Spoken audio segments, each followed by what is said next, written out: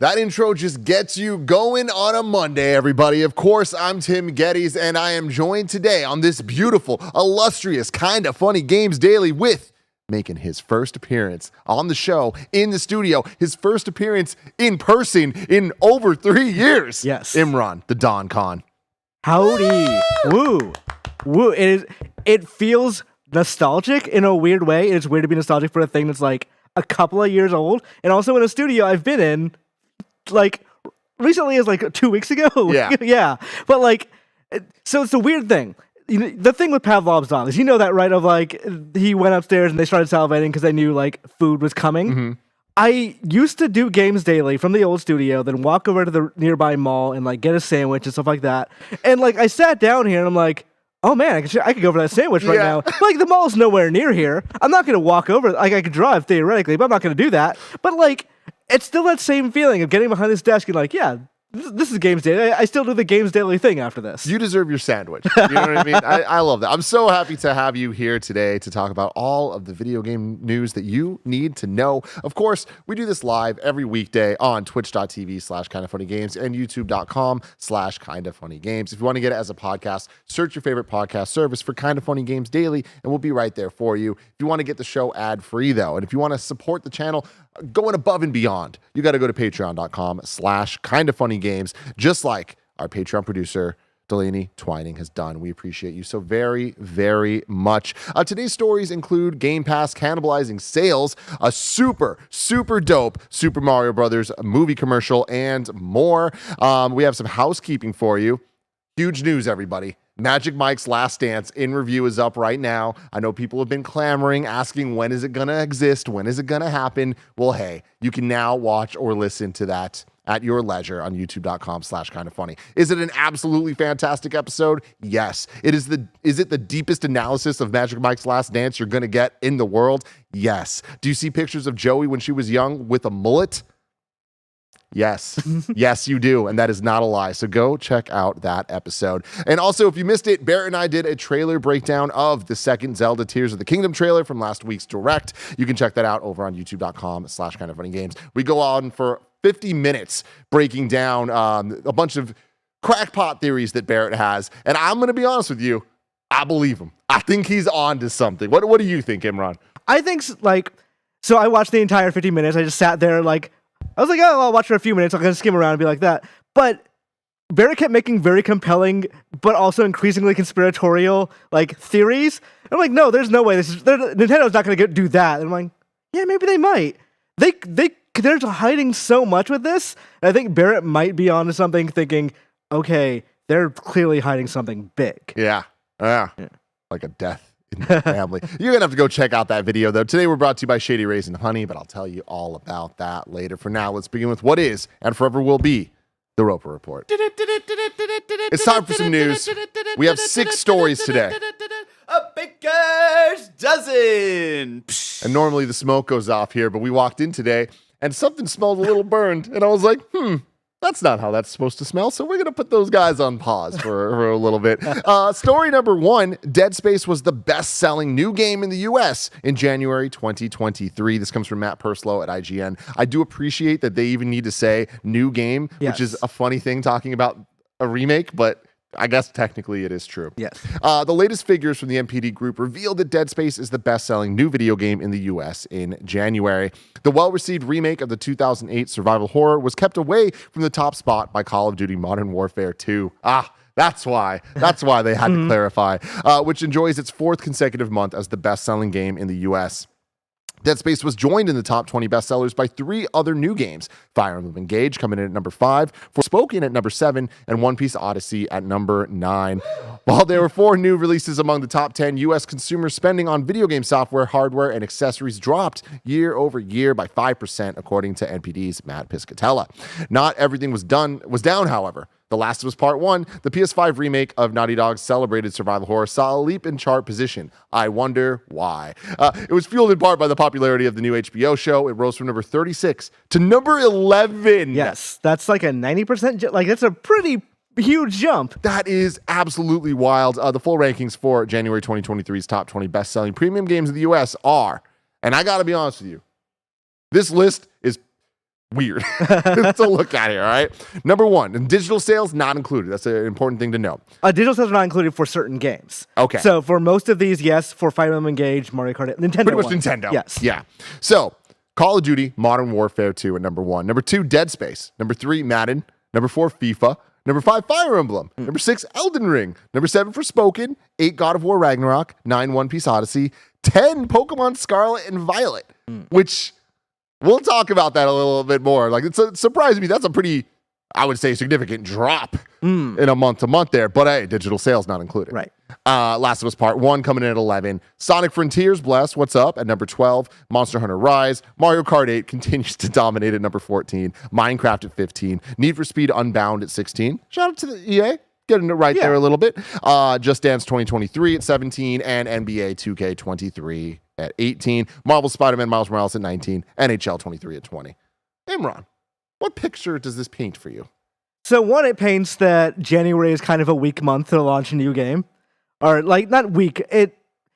You would probably do pretty well if you had a good effort, strong AAA game in January, as EA has proven with Dead Space. They don't give us exact numbers here, but we can at least say it charted pretty high.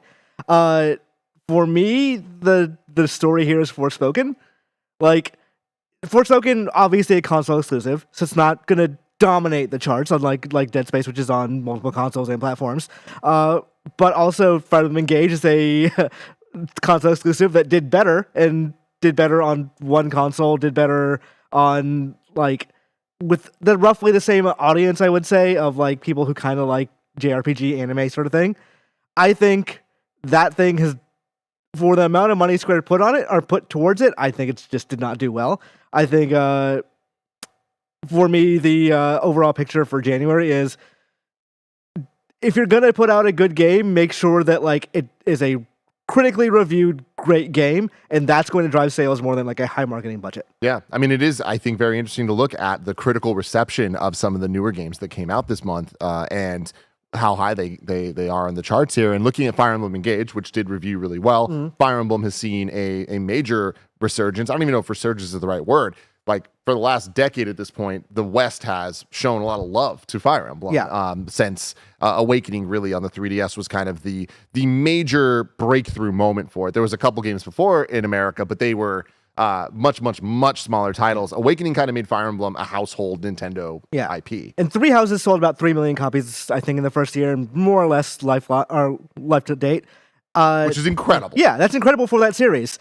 Engage, I don't think it's going to hit that. I don't think it'll hit 3 million. I think, like, it reviewed great. It just reviewed worse than Three Houses, which I don't agree with, honestly. I think, I think Engage is a better game. Go off for a little bit, because we haven't really had anybody go too deep on Engage. I didn't really vibe with it too much, so I'm making my way through very slowly. But what are your thoughts on it? I think tactically, in terms of map design, in terms of, like, battle design, in terms of even, like, the optional skirmish and stuff like that, that game just runs circles around Three Houses. Like, Three Houses, I love that game for a lot of reasons, mostly characters, mostly stories, mostly music, but the actual map design was, here's your army, here's the enemy army, here's, like, a big wide open space, figure it out. Go. Yeah. And this one, we've designed maps, these are the gimmicks of this map, this is, like, where the enemy army will spawn. There's, like, one chapter fairly deep into the game where it's just you and the armies of 6 bosses, and the bosses just come for you in the, like, no matter what you're doing in the map. And that's super cool. That is a very good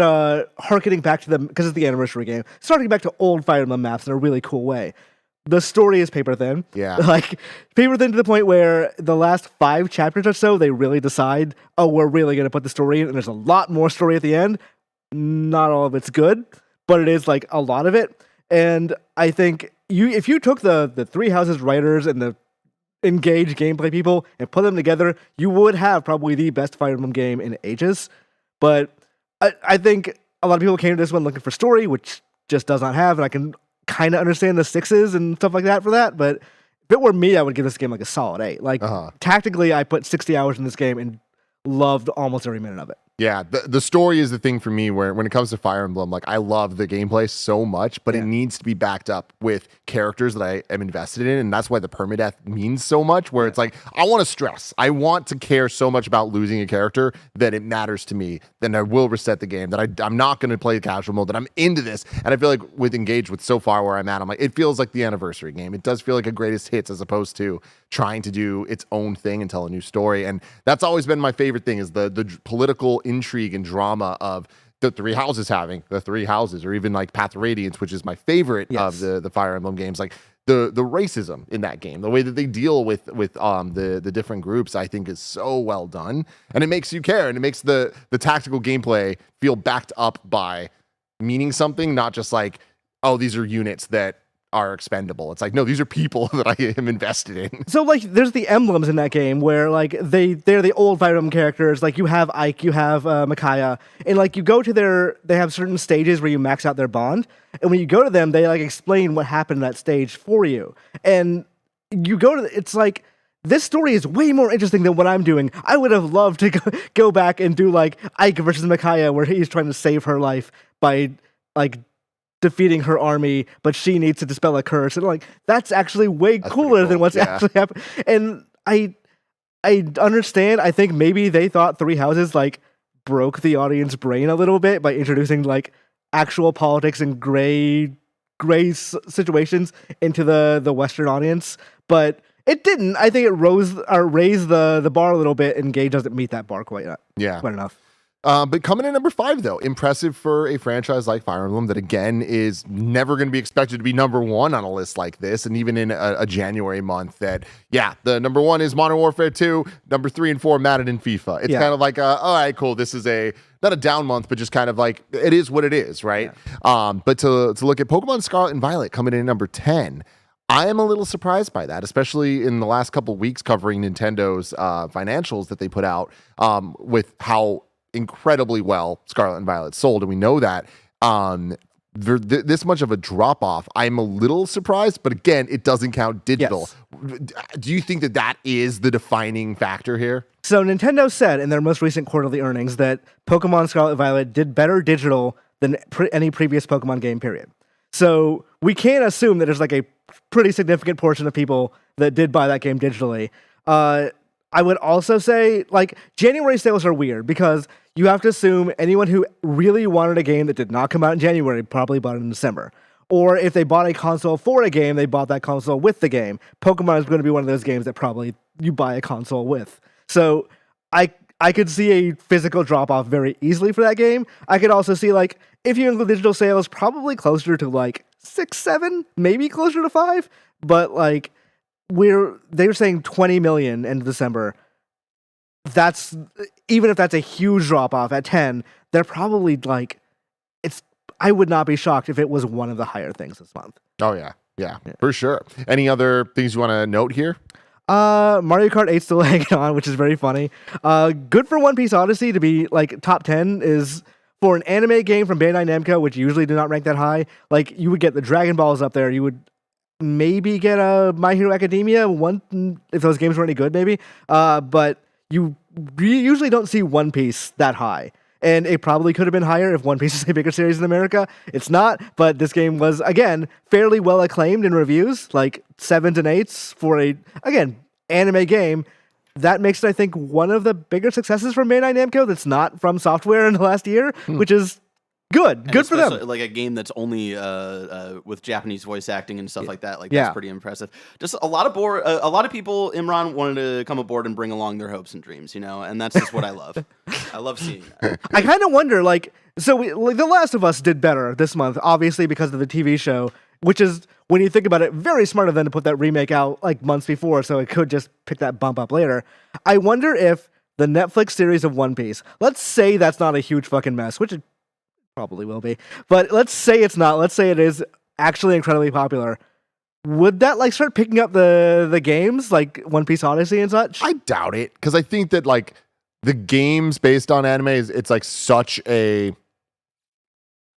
it's a different form of media compared to like Last of Us, which is a video game, whereas this is already a video game based on the anime. So if we're talking about the Netflix show bringing people, I feel like there's too many layers of translation for it to demonstrably actually affect the sales or like the amount of people playing. But yeah, we don't have a good like sense of or good precedent for that yet, because I feel like there would have. In the age of digital distribution, it is much easier to go on the PSN and type One Piece and see what pops up than it was to, a movie came out years later, a Dragon Ball movie or whatever. I'm going to go to the store and see like what GameStop has for used, and they may not have the Dragon Ball game you want. So it is possible, I think, to see a slight uptick. Yeah. I don't think it's ever going to be that dramatic. And I think the other factor that you already kind of alluded to here, but there's a level of quality necessary for the new experience to get people to go back to other things. Like the HBO Last of Us show is incredible. So people are like, oh, you know what? I'm going to go play that game either for the first time or like so many of my friends again. Like so many of my like close friends that I grew up with are texting me like, damn, man, you got any hookups on Last of Us? I'm like, I don't, bro. I'm sorry, man. like they're buying it to replay. And that makes sense. We look at The Witcher, same thing. Super quality. Cyberpunk, the anime was high quality. So Edge Runners was great. So that all makes sense. I feel like the faith in the One Piece, they need to prove us wrong on that one. That I don't think that thing will be good, but we'll see. I have high hopes that they understand what they're working with. You know, so speaking of Last of Us here at number, where was it? 11. I'm a little surprised Marvel Spider-Man Miles Morales at 19. Like I know 19, we're getting real down on the list, so it's not like that wild, but I do think it's impressive that just shows the legs that these Sony titles have and how the power of Spider-Man, right? Like the Spider-Man, especially with Spider-Man 2 coming out later in the year. It's like there's something about the sellability of Spider-Man, and when you add that to the high level of quality game that we expect from Insomniac, like you're going to get titles that just kind of sit here in the sales charts for a long time. It is something that is usually that's a Nintendo thing, you know. I think actually this is going to be very interesting for the PS5 specifically, because we're getting to a point where those things are readily available. You can find them. I have not heard a lot of people like who tried to get one for Christmas that were just not able to. So people are finding them now. You were getting more PS5s in homes, which means the older PS5 games that people didn't buy, they're just going to buy now, because you can buy Miles Morales for relatively cheap. I'm sure it was on some PSN sale in recent times. Like if you just bought a PS5 and you're thinking, well, what can I buy to bolster my new experience now that I finally got my hands on one of these things, Miles Morales is a obvious choice. Yeah, absolutely. Let's move on to story number 2 here. Continuing with video game sales conversation, Microsoft confirms Game Pass cannibalizes sales. This comes from Brendan Sinclair at gamesindustry.biz, which let's just get it out there. This headline, it's a spicy one's going to piss people off, all right? So, hey, of course, we're going to handle it with some nuance, okay? The UK Competition and Markets Authority's provisional report on the Microsoft Activision Blizzard acquisition, that's a lot of words, includes an admission from Microsoft that putting games into its Game Pass subscription service cannibalizes sales of those titles. I love these motherfuckers are just saying whatever the fuck they want at this point for this stupid legal battle. Quote, Microsoft also submitted that its internal analysis shows a redacted % decline in base game sales 12 months following their addition on Game Pass. That confirmation runs counter to claims Xbox head Phil Spencer made in 2018. The Game Pass boosts sales rather than undermines them. Quote, when you put a game like Forza Horizon 4 on Game Pass, you instantly have more players of the game, which is actually leading to more sales of the game, Spencer said, adding, you say, well, isn't everyone just going to subscribe for $10 and go play this thing? But no, gamers find things to play based on what everyone else is playing. Elsewhere in the CMA's report, it cites Microsoft as saying that Activision took a dim view on putting its titles into multi-game subscription services on any platform, believing that severely cannibalized B2P, buy-to-play sales, particularly in the case of newer releases. So the thing about the acquisition, especially this part of the acquisition, where CMA is actively saying we have concerns, and Microsoft is trying to downplay those concerns, it's like a dude who's in a relationship and keeps saying, I'm not good enough for you, I'm not good enough for you. And like at some point that becomes annoying. Yeah. Like it's like they are not wrong, but also Phil Spencer was not wrong when he was saying Game Pass also boosts sales. They're correct to say there's essentially two types of people who go on to Game Pass. Those who are thinking, this is such a great deal, I never have to buy another game again. And those who are thinking, oh, this game is really cool, I don't want this to ever leave Game Pass. If it does, I'm going to buy it. Or all my friends are playing Forza Horizon. I don't particularly want to subscribe to a thing just for one game. I'll buy that game. All those things can be true. I do think that we do kind of underplay how much Game Pass does cannibalize sales, and I think a lot of companies are aware of that.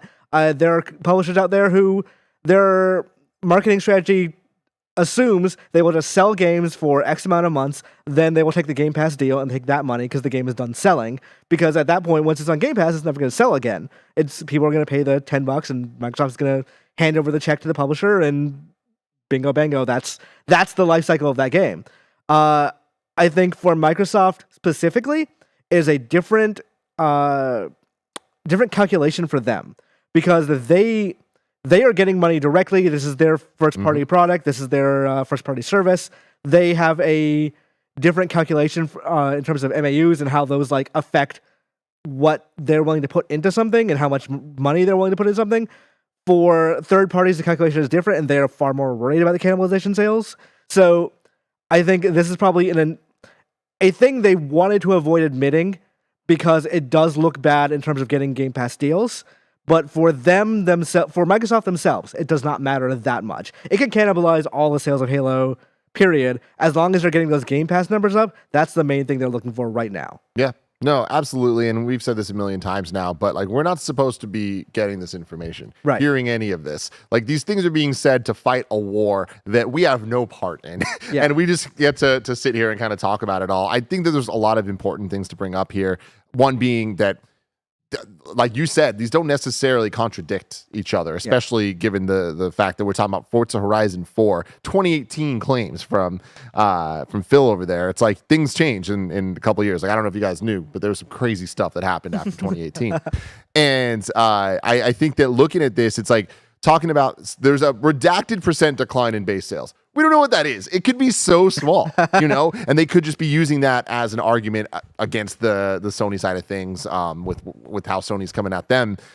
So all this makes sense, and it kind of just feels like a silly thing to talk about, but yet here we are for the upteenth time this year, talking about it all. It is good, I think, for people to know that these things are not always like 100% good or 100% bad. Yeah. There are shades of gray in these, and like, you look at a game like Hi-Fi Rush, I think Hi-Fi Rush would have sold pretty well if they just made it for sale only. So that was my second thing I wanted to bring up. Hi-Fi Rush, not in the top 20. Now, is that surprising in any way, shape, or form? Obviously, it being on Game Pass was essentially the entire marketing plan of this thing, of just like, hey, get it now, it's on Game Pass, right? But to not hit the top 20 when we were talking about a month that was a little bit slower, I'm blanking right now. When did Hi-Fi Rush actually come out? Was that like, will we see that in February that was showing up? 26th, right? All right, so then yeah, probably it won't be till February. So it's not a surprise that it's not here. Yeah, it's not shocking. I also don't necessarily expect it. I do think most people just did download the game on Game Pass. Mm-hmm. I'm someone who likes owning games, and even then I'm like,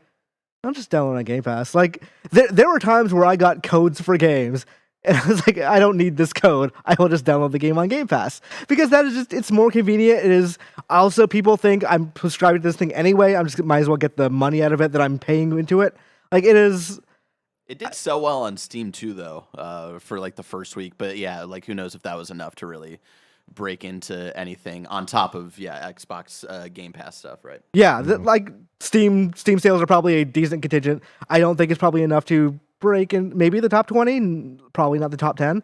But also, again, Microsoft doesn't care. Like, that the Hi-Fi Rush being a Game Pass success story is enough of a thing for them. Oh, for sure. And a critical success story too. Like, they know that they have something special on their hands, which is why they released it the way that they did. Yeah. But like, I feel like this is one of the first times in years we're probably going to see an Xbox Game Studio title in the Game of the Year conversation. Yeah, I think so too. Like, that's really, really special and so nice that we can finally do that, especially a game that I feel like speaks to people that might consider themselves more Nintendo players or more PlayStation players, and it speaks to the Xbox fan base that's playing it. Like, Hi-Fi Rush is utterly fantastic. If you asked me if the soul of 2005 era Capcom would come out through Xbox Game Studios, I'd say you're crazy. Yeah.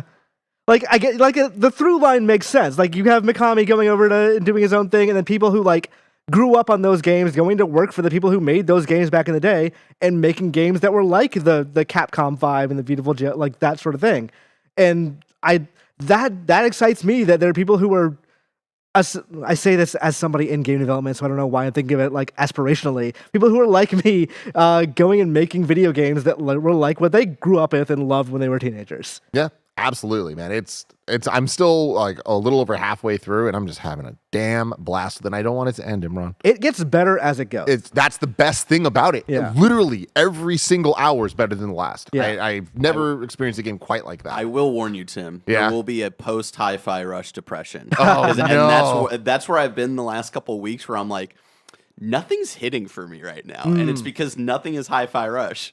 So that's where I'm at personally. So just to warn you. I am playing another action game that I can't talk about because it's a review period game, but I keep trying to like play the game in a rhythm that does not make sense. Because I'm like, tap, tap, tap. I'm like, I could just keep tapping faster and I could actually attack faster, but I'm screwing myself because I want to play it like Hi-Fi Rush. Yeah. Oh, what a game. Speaking of utterly fantastic games, I have a story I want to talk about, but I'm going to do that after a word from our sponsors. Shout out to Shady Rays for sponsoring this episode. Look how cool I look. You too can look this cool. Our friends at Shady Rays have you covered from the sun to the slopes with premium polarized shades, customizable snow goggles, and so much more. Shady Rays offers the most insane protection in all of eyewear. Every pair of sunglasses is backed by lost and broken replacements. If you lose or break your pair, even on day one, they told us they will send you a brand new pair, no questions asked. They'll also provide 10 meals to fight hunger in America with every order and have donated over 20 million meals to date. That's fantastic. There's no risk when you shop with Shady Rays. Their team always has your back. Exclusively for y'all listeners and watchers right now, Shady Rays is giving out their best deal of the new year. You can go to shadyrays.com and use code KINDAFUNNY for 50% off 2+ pairs of polarized sunglasses. Try for yourself. These are 5-star rated by over 200,000 people. Again, that's shadyrays.com. Use the code KINDAFUNNY. Shout out to Honey for sponsoring this episode. Honey is the easy way to save when shopping on your iPhone or computer, and thanks to Honey, manually searching for coupon codes is a thing of the past. And we all know there's nothing better than the feeling of saving money. Honey is the free shopping tool that scours the internet for promo codes and applies the best one it finds to your cart. When you check out, the Honey button appears, and all you have to do is click Apply Coupons. You wait a few seconds, you see the fun little dancing guy. Honey searches for coupons, and it finds you the best ones. And then you just watch the prices drop. We here at Kinda Funny have been using Honey for years, and it's helped us save thousands on tech, costumes, food, you name it. Honestly, I just love how easy it is to just set and forget and save. That's the best part. Honey doesn't just work on desktops, it works on your phone too. You just activate it on Safari on your phone, you save on the go. If you don't already have Honey, you could be straight up missing out. You can get PayPal Honey for free at joinhoney.com/kindafunny. That's joinhoney.com/kindafunny. Story number 3, the original Metroid Prime devs criticize Remaster for omitting credits. This comes from Chris Scullion at VGC. Developers who were originally involved in the making of Metroid Prime have criticized this month's remaster for omitting them from its credits. Zoid Kirsch, who was a senior gameplay engineer on Metroid Prime and Prime 2 on the GameCube, tweeted his disappointment that the original staff aren't listed in the credits of Metroid Prime Remastered, which was released last week. Rather than listing everyone who worked on the original game, Remastered's credits simply include a single screen that says, based on the work of Metroid Prime, original Nintendo, GameCube, and Wii version development staff. Kirsch wrote, while many studios did amazing work on the remaster, I'm let down. Metroid Prime's remaster does not include the full original game credits. I worked with so many amazing people on the game, and everyone's name should be included in the remaster, not just a single card like this. He was then backed up by Jack Matthews, who was the technical lead engineer on Metroid Prime 1 and 2, and a principal engineer on Metroid Prime 3. This is a travesty, not just for my credit, even though most of my code was probably replaced, but for people whose code and work are largely unchanged, like Mark H.H., Steve McCree, and all of the up-resed art and concepts, the game design, shameful. The issue of properly crediting developers in video games is an ongoing one, with numerous companies criticized for not giving proper credits to creators. With no real regulation beyond International Game Developers Association, IDGA, guidelines, which aren't enforceable, game developers are effectively at the mercy of their employers as to how, where, or if they're credited. Ugh. Yeah, Standardize this shit. It should not be difficult. Anybody that worked on stuff should just get credit. Just have a little white name on a big black wall. Just have it go up. Come on. So this has been a thing for a very long time. I remember back when Okami got HD remastered, they replaced the entire credit sequence, which is like a movie file in the original, because it was like a vocal theme over like the wolf running over like some painted background. It was very nice, but they replaced it all with like the HD remaster stuff, and like people were mad mostly because that original credit sequence was very nice looking, not because of the removal of the credits. But I finished Pikmin 3 Deluxe recently. It did this exact same thing. It said, based on the work of the original staff of Pikmin 3, et cetera, et cetera. I think that's just what Nintendo thinks works for this. Like, it's their policy to just do that. I feel like what you should do is you should just have a video of the original credits, have that play first, then do the credits that you have for, like, all the people. Who cares if they're longer? And, like, that's it. Like, just play the original... I guess there's Nintendo policy maybe is some people leave, some people don't do that, like they're not in the, or they're on special things or whatever, but just do the original thing. That's all you have to do.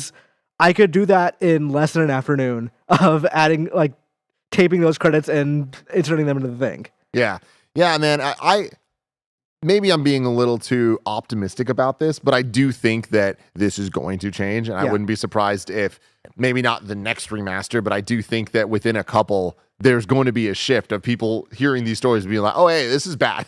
Like, we should not do this. And like, the thing is, there's not like there's royalties attached or anything. Yeah. So it's not, unless there's something that I'm missing, it's not like adding credit is going to affect anybody's like money wise, right? Yeah. Like, so it is just literally just give them credit for what they did. And it's just, that is just the right thing to do. So I imagine they want to do the right thing. There are times where the right thing's not done, but when you get called out on that, if you change that in the future, good on you. And I'm hopeful that this is a weird Nintendo decision that can get turned into an opportunity to fix this in the future, because it is not that difficult. Yeah. I mean, credits in general have been like a thing that have been kind of on the topic for a couple of months now. Like, there was somebody who contributed like a small sting to the God of War Ragnarok music. Like, she was an intern and she wasn't in the credits because I guess either they forgot her or policy was not to include interns or whatever. Then it was like Bruce Straley in the Last of Us TV show, even though he made the game, there were like shots that he designed, used one for one in the show. He was not credited, which they were credited Naughty Dog, not him, but he believes that like when there's a created by credit, it should be include him as well. And like, it's all there is a right answer, which is to include literally everyone. But is there the right answer and efficiency are not always like together? I think way too often these companies try to like go to efficiency rather than let's just credit everyone. Let's not worry about it. I do think though on the HBO side, like with movie and TV, that's a different base. There is money at play, yes. Right? For like credits mean something financially in the long, like for the long term. Whereas with games that doesn't exist yet. Will it one day? Perhaps, but it doesn't now. So I think that while it doesn't, it's like, yeah, cool. Then just fucking credit people, you know? But yeah, there's a lot of the conversations. I know a ton of people. I know people we've even talked to at parties and stuff talking about how they weren't credited for things that they did explicitly because they worked on it for 2 years and then left before the game launched and then just simply don't get credited. It's like, what the fuck? Like, that just seems so ass backwards for how it should be, and just not even just how it should be, just what is right. Right. There have been, like, so I can't talk too much about it. I am working on a game where I'm acting as producer for a lot of things. So I've been thinking, like, this is probably a thing I should actually talk to my bosses about. In that game's credits, am I going to be head of USPR, or am I going to be, like, producer, or both? Or is there going to be a thing that says, that lists the work I do, so when I do go somewhere else one day, maybe, I can point to, yeah, I did this thing. Mm-hmm. And, like, these are things that should get sorted out beforehand, and they don't always, or you just assume they will, like that one intern with Ragnarok assumed she would be in the credits, and just wasn't. And also, one of the big problems, and this is an avoidable problem, but it is a problem where credits are made in such a way that they are not easily editable. They are made as a scrolling thing, recorded as a video file, and then a video file is pasted into the game. Yeah. Which means that to go back and change that means changing a bunch of timing, changing a bunch of stuff, re-recording this thing, then doing an update that is a couple of gigs large for a thing that the publisher probably doesn't think is a big deal. Yeah. I mean, the thing is, look at like Disney Plus shows, right? Where you see the runtime of the scroll reel, and then it's like, cool, the episode ends. You have 10 minutes of credits because there's the fancy credits, then there's the white on black, and then there is the like all the extra shades, slates like all the different of like the dubs, translations and dubs and all that stuff. Where it's like, yeah, like cool, you can't easily edit some of these things. You can just add though. You can just have other stuff. And when it comes to this story, Metroid Prime, literally just have the old credits as an option after or next to, or go into the options to be able to get those. Like games should just have credits on the main menu. Like honestly, and I feel like there's been a trend towards that recently, where I've noticed oftentimes when we're playing games, specifically like the Sony ones, I will want to go in after I beat the game or while I'm playing to be like, who is that voice actor? Like I want to know what voice is that, like for people that aren't confirmed or like surprise characters or whatever. And I've been really impressed that I would say more often than not, you can access the credits from the jump. For a lot of games. I'm like, that's great. Like, why not? That's such an easy win, Yeah, that said, I have a credits complaint because I was watching my my partner play Chained Echoes the other day, and she finished it, and like the back half of that credits just backer names. Don't put anything important after the backer names. Like, make the backer names last because people are going to skip that. Yeah. Once you get to like Johnny whatever, like I'm done. I'm not gonna read the rest of these backer names. Yeah. Oh man, it's so complicated, but it all comes down to just like be good to people. When you fuck up, just fix it the next time. Move forward and fix the past if it's possible. I wonder. I would assume Metroid Prime 2 and Metroid Prime 3 are on the way after this. You think so? I would. That's what Grubb is saying. I would not doubt him on this one because he was pretty much directly right about this one. I would bet they fix that for those games. Yeah, I agree. I'm a little bit more unsure if we're going to get 2 and 3. I don't think they'll be remade. I think they'll just be like slightly remastered. Are you playing similar through to the Mario 35th anniversary collection kind of stuff? Yeah, maybe widescreen added because I believe the Wii version supported the that. trilogy did. Yeah. Are you playing through remastered? No, not yet. I bought it. I'm going to touch. I saw some screenshots of like Phendrana drifts. I'm like, that looks amazing. Oh, it's amazing, dude. Genuinely great. I just got there, and it's this fucking game, guys. Yeah. Oh, what a year to be alive. Story number 4. The Super Mario Brothers movie Super Bowl ad brings back the Super Show rap. Have you seen this, Imran? I did. I watched it last night. Let's watch it together, everybody. We're the Mario Brothers, and plumbing's a game. It's too good. This is pitch perfect for what I want from this movie. Call us on the double. We're faster than the others. You'll be hooked on the brothers.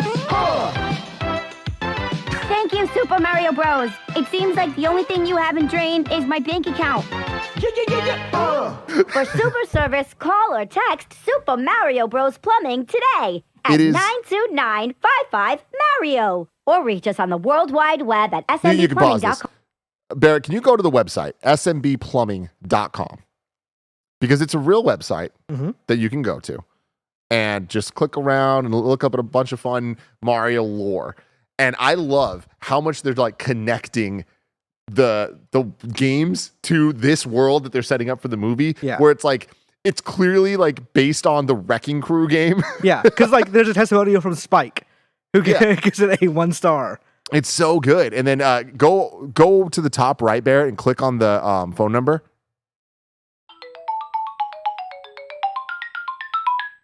Come on, the GameCube intro sound is the ringtone. Have you called the phone number? No, I haven't. It's Charlie Day as Luigi telling you to like call back. They're a little busy right now, basically.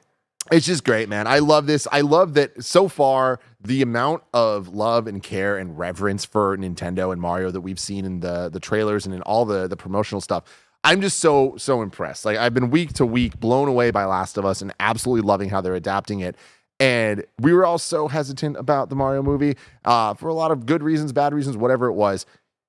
Hearing the music for me was the thing that I'm like, all right, cool. They know what they're doing. The amount of different Mario themes they're actually using because it's a Mario movie and who would have thought? You just put the music and people are going to like it. Yeah, it's so damn great. Did you recognize the voice of the woman in the commercial? No.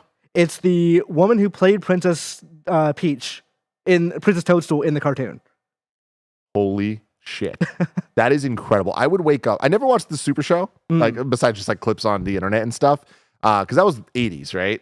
That was 89 was when it started. I remember watching it like 91. Something. Yeah, so I remember in the mid 90s they took the cartoons from it. So like the Mario World and Mario 3, like cartoon bits, and kind of turned them into just like their own series. And like I watched the hell out of those. I'd wake up at 6 a.m. to watch that shit, Imran. I remember rushing home because it started at 2 p.m. or no, it started at 3 p.m. So, and I got out at like 3:10. So like I rush home, catch like the last 10 minutes of Zelda. And then Mario started right after that. What a time, man. What a time. But yeah, like yesterday I watched Titanic in theaters, which was, good Lord, that fucking movie, man. It's perfect. And I got to see the trailer for the Mario movie in theaters, like for the first time. And it's just...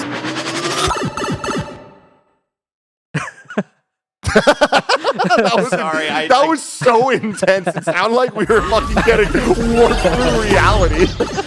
That was wild. Sorry. That was so fucking funny. But yeah, seeing the trailer, I'm like, yo, this movie rips. This movie's gonna be fucking awesome. You seem more hesitant. I think this will be a very good movie. How good it is gonna probably like vary from like expectation. I think like it's not gonna be like a Pixar quality thing. I think above or below Sonic the Hedgehog 1 and 2. Better than Sonic 1, easy. I expect it to be better than Sonic 2 as well. Yeah. Because for as much as I fucking love Sonic 2, it's not perfect. And they shy away from Sonic music for some godforsaken reason. And it's like, this just seems like, no, we're just doing the thing. Whereas Sonic was good because they did a couple of the things. Sonic's problem is that they focus on the humans too often. And I think this is not going to have that issue. Yeah. I think where this one might fall or falter is... They seem to mostly know what they're doing in terms of Mario, in terms of the license, in terms of like calling back to that. I think whatever original thing they do that just doesn't feel Mario is going to be the thing that bothers me in this. Interesting. Because like there was a poster recently with the piranha plants, but they don't look like piranha plants. They look like these weird robot things. Well, so I think that it's just like a training course. Okay, that might do. That yeah, because like we also see the fireballs, but they're not fireballs. They're just like rubber circles. Okay, yeah. All right, that might be fine. I'm with you though. I get it. Where it's like, we know what it's supposed to be and feel like. So if it's off a little bit, whoa, this is wrong. But so far, I feel like even the vibe here, like this is so not Mario from the games. Like seeing Mario and Luigi kind of like rapping together and like dancing and stuff. It's like somehow feels perfectly authentic while being unlike anything we've ever seen before from the games. But it weirdly does harken back to the old cartoons and stuff that like I grew up with. Like that's always been part of the Mario lore to me. So do you think they reference the old movie? I mean, they already are with the title treatment of everything, like this April, whatever. It's like it's the same font from the Mario movie. Like I think there is a love and a reverence and an understanding of Mario, the whole entire universe. That I think we're definitely going to get some, at the very least, cheeky nods to it. But I wouldn't be surprised if we get like some explicit references. Okay, this is the thing that I actually like to hear from you and Barrett. What do you think the post credits for this game or this movie will be? I mean, it's limitless potential, right? It is. It really is. The thing that I'm so impressed by is how much there seem to be packing into this, like Smash Bros-esque references of the Donkey Kong fight and Donkey Kong, period. Seeing the Yoshi herd that looks very much like the intro to Melee, getting a couple shots there. Getting the Rainbow Road, Mario Kart in general. It's like all of that stuff. We saw Cat Mario. Like they're doing so much that it really makes me question, like, what aren't they going to do in the movie that they can? And Luigi's Mansion, even, like, all that type of stuff. There's so many vibes. There was the Luigi's Mansion reference in this commercial. When it goes like this, that's the Luigi's Mansion. It's great. Yeah. I mean, that's the thing is, like, I feel like predicting the post-credits, it's like, the most exciting thing would be, like, building out a universe somehow of, like, we're going to get to Smash Brothers. So, we're going to get to something like that. I think that's kind of what they're going to do. Not quite Smash Brothers. I think I might have said this on a KFGD like 3 fucking years ago. But I think the post-credits is going to be Donkey Kong and Cranky with like something's happening to Donkey Kong Island, and then setting up with that movie. Yeah, which they've already like started talking about doing a Donkey Kong. Yeah, you don't movie, cast Cranky and not assume that there's going to be a Donkey Kong movie at some point. Yeah, it's back in November 3rd, 2021. IGN wrote Donkey Kong movie starring Seth Rogen reportedly in the works. So I think that's what would be if they do a post credit scene. That's not just like a fun little like goof or something akin to like Ferris Bueller or something like that. I think it would be setting up the DK movie specifically. I don't think they go anything past there. Yeah, just so a King K. Rool shadow. Oh, Dude. who do they cast as King K. Rool, Imran? Ron Perlman. Oh shit! Fuck.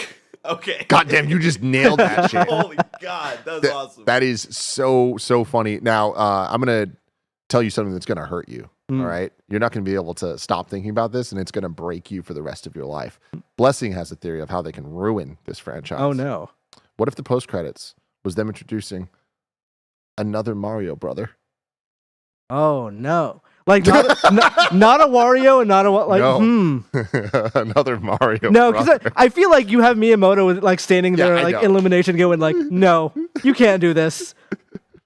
But yeah, that would be like introducing like a fourth like Huey, Dewey, Louie. Like, Exactly. Yeah, no, you can't. I do think Wario or Luigi will be in that movie somewhere. In the movie, or maybe that could be a post credit something too. I Yeah. think it's Donkey Kong. I feel like that is Yes, the Donkey Kong's easiest post-credit. setup, and like they already have the world and like have the style of it also.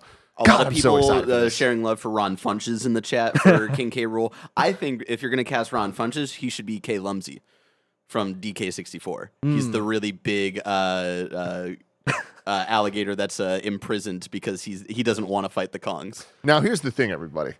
If we got the Super Mario Bros. Super Show rap for the Donkey Kong movie, we're getting the DK64 of course. rap, and it's gonna be 100%. awesome. And that means we got to get the whole crew together, which means Lanky Kong, baby. Oh Lord. Story number 5, Dead Island 2 is coming out a week early. Wow. They tweeted out, you asked for it, you got it. Dead Island 2 went gold and it's coming out a week early. See you in hell. LA. Oh, hell A. Because it's famous island in Los Angeles. Well, I hate that. On April 21st, 2023. Wow. Pretty rare that a game gets bumped up. Because Jedi Survivor got bumped to the day of Dead Island. They're like, well, we got to do something. So they moved it up 1 week. That makes sense. What is your faith in Dead Island? Not high. Yeah. This has What's been- your interest in it? Mostly morbid fascination. Like, I thought Dead Island 1 was great. Didn't like Riptide. This thing has been bounced around so much. Like, this is the definition of development hell. They've been also like so cagey about showing it. Like, I feel like they've not shown much of this game at all beyond like a couple of CG trailers and maybe some small gameplay snippets here and there. Snow Mike was watching a showcase they did for the game that was like 30 minutes long, and like bizarrely like 20 minutes of it was live action footage of somebody like playing the game on a TV. And I was like, look at him, like, what is this? He's like, yo, that's the gameplay. And it's like somebody on a couch playing and you just see the screen, but it wasn't like off-screen footage of gameplay. It was like there was a narrative going on in this showcase. It was very, very bizarre. I think if you just make another Dead Island game, like a game where 4 people are on an island using melee weapons fighting zombies, I would wonder what actually separates this or what improves from Dying Light 1 or 2. And they've yet to answer that question for me. And I feel like that's, by name alone, it should do okay. I don't know that it's going to, like, it's worth the hype they're pretending is around it at the moment. Yeah. Do you think it's going to be better or worse than Saints Row? Probably better. Okay, hey. I was really looking forward to Saints Row, and I found that game pretty disappointing. Yeah. Story number 6, Psychonaut 2's making of documentary is now available to everyone for free. This comes from Adam Bankhurst at IGN. Double Fine Psych Odyssey, the 32-part, 20-plus hour documentary that chronicles the development of Psychonauts 2 is now available for free and everyone on YouTube. Double Fine Psych Odyssey was created by 2-Player Productions and Double Fine and follows a similar and equally as wonderful documentary that was released for Double Fine's Broken Age. It's an extensive, very rare look behind the curtain of game development, and you can check it out now. Quote, 10 years after the release of their flagship video game Psychonauts, Double Fine Productions returns to its most celebrated franchise with Psychonauts 2. Now, facing the pressure to produce a worthy sequel, the studio must confront overly ambitious designs, poor morale, technical challenges, and financial woes, all during a turbulent span of time for the world. Double Fine Psych Odyssey is the direct continuation of the acclaimed series Double Fine Adventure and offers even deeper insight into the passion, humor, and heartbreak of video game development. The team at Double Fine also noted that Double Fine Psych Odyssey took 6 years to make and was created from thousands of hours of footage. Wow. Wow. I don't know when I'm going to have time to watch this, but like Double Fine Adventure was like legitimately one of my favorite things about game development, like documentary, books, whatever, period. So I'm definitely going to make time at some point soon to watch this. People, if you ever, not even if you're curious, if you like video games, you should watch these things because you don't really know how video game development works. It is, I saw someone reacting to this in a way of like, oh, they took so long an iteration. I'm surprised that like they were allowed to take that long. Like, iteration is most of what these games are. There is mostly, I had this idea, oh wait, let's work on this over and over and over and over again. And this, actually, I think people who wonder why game prices are going up, they should watch these documentaries, because they go up because these games take forever to make because of these reasons. Because games are getting bigger and more complex, because there's things that you pay people for that you wouldn't think are part of game development, like you go into a room and you play Breath of the Wild with some people to figure out ideas for how you're going to iterate on your ideas that are similar or whatever. Like, those are things that get involved in the game development budget that keep going up. Mm-hmm. And I think once you watch these things, once you see how a game is made from even 30 hours of a 6-year process, you start getting a better idea of this is not as simple as I thought it was. You don't just go in with one idea fully formed. You go in with 1,000 ideas, kind of like 25% formed. Yeah. And it's cool. I've watched the first 5 episodes because I'm a big Psychonauts fan and big Tim Schafer fan as well. Mm-hmm. And the first episode, which I think is like a little over an hour, or maybe it's like roughly 40 minutes. It's all about them looking back at the development of Psychonauts 1. And so like that first episode is almost like a mini documentary within the entire Psychonauts 2 process of like looking back at what the development was like for a game back in the early 2000s and them having to kind of be very real and upfront about the process of all of that. And it was like really fascinating to see how different it was back then, and then to kind of see slowly the journey beginning in 2015 of what they were going to do with Psychonauts 2. And before they even get to that, they focus a little bit on the VR game, Rhombus of Ruin. And it's interesting to see like how they have to have discussions on talent being pulled back and forth and all of that stuff between projects when you have a team of people working on a couple of different things and all that stuff. It's a very... Even 5 episodes in, it's a very good insight to the human side of development. And so, yeah, I highly recommend checking it out. And in the middle of it, I think in their playlist, they also have their Fortnite documentary in that playlist as well, which is like a cool concept where everybody on the team kind of is able to pitch ideas for new games and stuff like that. And they take 2 weeks to like develop some of these ideas, which is really cool. So yeah, I highly recommend it. Fucking so cool. And like, damn, what a ridiculously ambitious project. Like 2-Player Productions has done such great work, but for them to put out 20 plus hour edited documentary, like that's from thousands of hours of footage down to this. It's like, that is, it's a choice, you know? And I hope that it pays off for them, because I love that they're showing as much. I mean, they must be like this is truly behind the scenes from for over a very long period of time. So I think that there's going to be a lot of insight to be gained from this, but that is also, again, a choice. Yeah. More developers should do that. They should have like documentarian studios or whatever groups in their studios showing what the game development process is like. I understand it's very secretive. I understand there's a lot of publishers who don't like the idea of seeing the parts where they mess up or the parts where decisions are made that are like compromised or whatever, but that's product creation that more people should know. Games do not just come out. They are made. Yeah, absolutely. And Imran, games just take so long to come out. So long. But if I wanted to know what's coming to Mom and Grab shops today, where would I look? The official list of upcoming software across each and every official list of upcoming software across each and every platform, as listed by the Kind of Funny Games Daily Show host each and every weekday. Yeah. There we go. Out today, nothing, guys. Absolutely nothing. All of that for nothing, all right? New dates for you, though. Echoes of Mana is ending service on May 15th, and Sea Smash VRS announced for PSVR 2. That's a lot of letters. Demo coming on March 23rd. Let's see. let's do a little reader mail. All right. Newajseyes says, please help my friends and I settle a debate. I was playing Destiny 2 with some secondary school friends, and they wanted my opinion on the question of, is The Legend of Zelda an RPG franchise? I said no, because it strikes me as more of an open-world action game, but two of my friends insist that it's an RPG. We eventually concluded that Club Penguin is the greatest MMORPG of all time, and somehow did not come to a conclusion as to whether or not Zelda is an RPG. I love that. Thanks for all the lovely work you do, and shout out to the left smoke machine and the left one only. Yeah, shout out to the left smoke machine. Is The Legend of Zelda an RPG?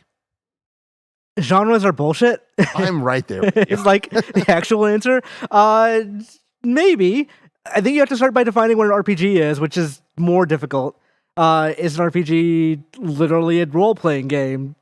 Yes, then we have a very broad answer for most games. Yeah. Like Tomb Raider is an RPG at that point. Is it like level ups and stat numbers?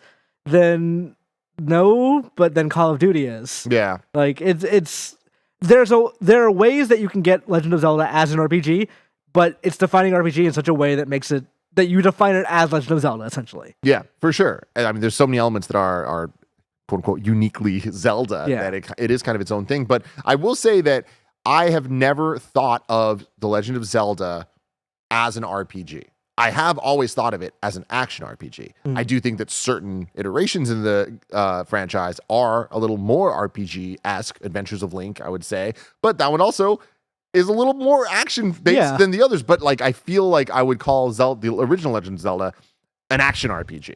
And I think I would call Ocarina of Time an action RPG. Breath of the Wild, an action RPG. But like, I would say Final Fantasy VII Remake, we can agree that's an RPG, right?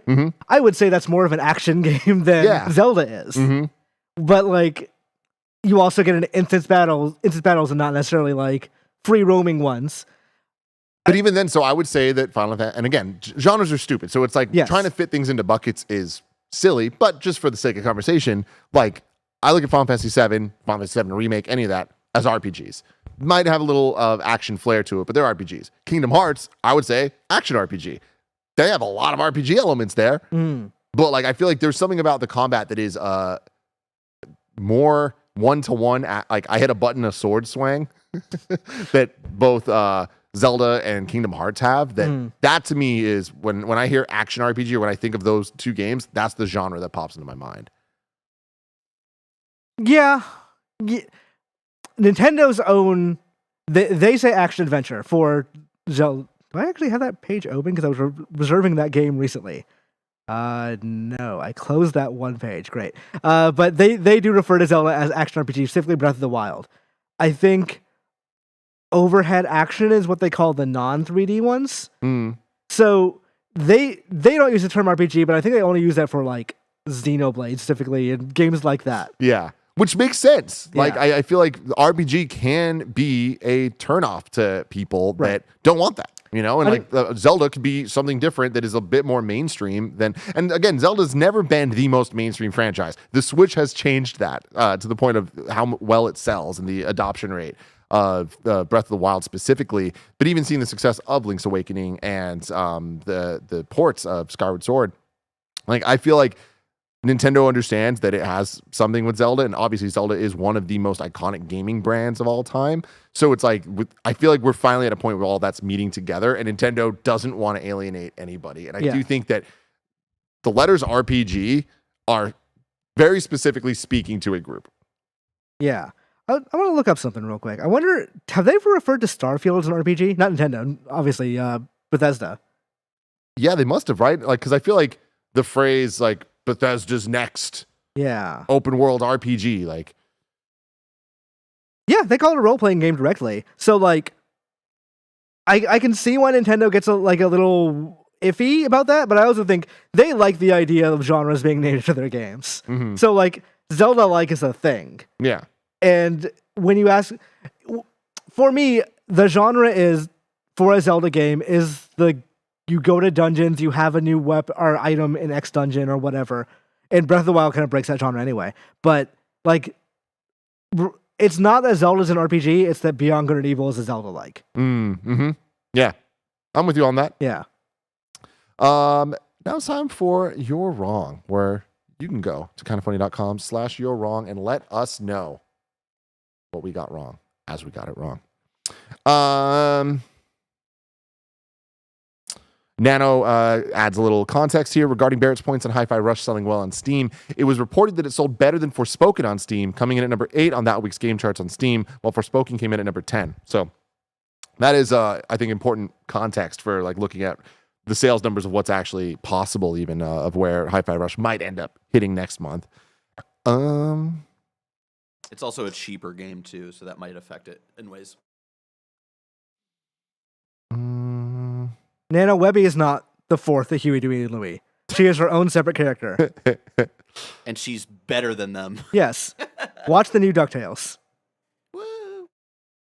All right, cool. That is all we got wrong because we are perfect human beings. Hell yeah. Me and Imran. So perfect, in fact. Wait, is that right? Are you coming in on Wednesday? I am coming here on Wednesday. Hell yeah. All right, well, everybody, guess what? This week's host, we got a doozy for you. Tomorrow, we have Blessing and Tam. Wednesday, we have Tam and Imran. Oh, hell yeah. Thursday, we have Blessing and me. And Friday, we have Blessing and Michael Hyam. Greg Miller having a bit of a family emergency, so we are giving him the space and time that he needs right now. But we got the squad, we got the A team coming through for this entire week. So stay tuned for all of that. Imran, thank you for coming through. Where could people find you? You can find me on Twitter at ImranZOMG, as long as Twitter is last. Who the fuck knows at this point? You can find my Patreon at prosekehans.com. That's pros cons, a name that I did not think about when I had to say out loud when I signed it. Gotta love it. Until next time, it's been our pleasure to serve you.